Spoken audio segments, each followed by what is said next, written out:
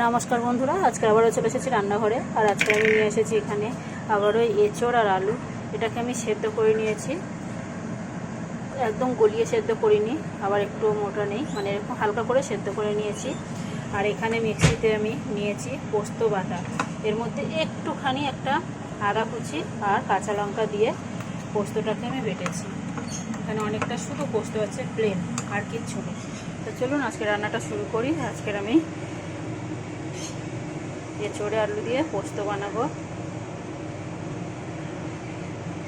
এখানে দিচ্ছি কড়াইতে সর্ষের তেল, কালো জিরে আর শুকনো লঙ্কা। আমার কাছে কালো জিরে নেই, তাই পাঁচফোড়ন থেকে আমি একটু বেছে দিয়েছি।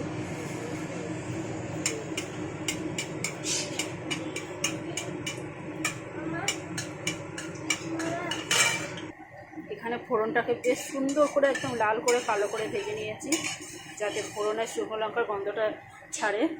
তারপরে আমি দিয়ে দেবো এবারে আলু আর এঁচোড়টাকে। এটাকে আমি একটুখানি ভেজে নেব। আলু আর এঁচোড়টাকে কিন্তু আমি সেদ্ধ করার সময় একটু নুন আর হলুদ দিয়ে সর্ষের তেল দিয়ে ভালো করে সেদ্ধ করেছি। এরপরে যখন নুন ব্যবহার করবেন তো একটু বুঝে শুনে নুন ব্যবহার করবেন। এটাকে তেলের সাথে একটুখানি ভেজে নেব হালকা করে। আর এই সময় আমি 1 চিমটি নুন, 1 চিমটি হলুদ আর স্বাদ অনুযায়ী নুনও দিয়ে দেবো। এখানে আমি একটু চিনিও দিয়ে দিচ্ছি একেবারে।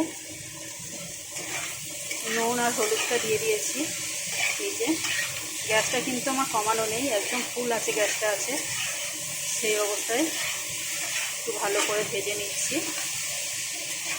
খুব চটপট, একদম 2 মিনিট 5 মিনিট, 2 মিনিট থেকে বেশি সময় লাগবে না আশা করি রান্না করতে। সেদ্ধ করা থাকলে 2-3 মিনিটের মধ্যে রান্না হয়ে যাবে। এটা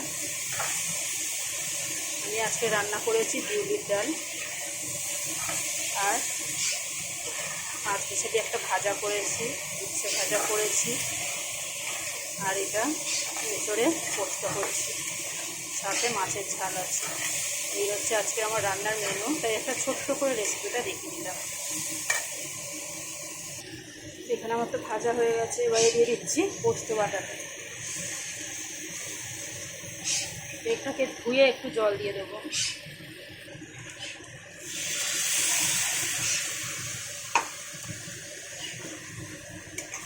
পোস্তটা দিয়ে একটুখানি ফুটিয়ে নেব।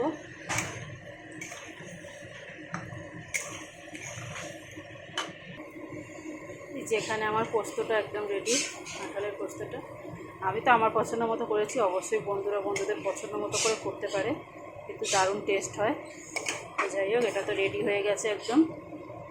এখানে 2টো কাঁচা লঙ্কা এমনি ফাটিয়ে দিয়ে দিচ্ছি, আর উপর থেকে একটু কাঁচা সর্ষের তেল। আজকে রান্নাটা কেমন লাগলো বন্ধুরা, অবশ্যই লাইক কমেন্ট শেয়ার করে জানাবেন। ভালো লাগলে আমার চ্যানেলটাকে সাবস্ক্রাইব করবেন। বন্ধুদেরকে অনেক অনেক ধন্যবাদ। টাটা।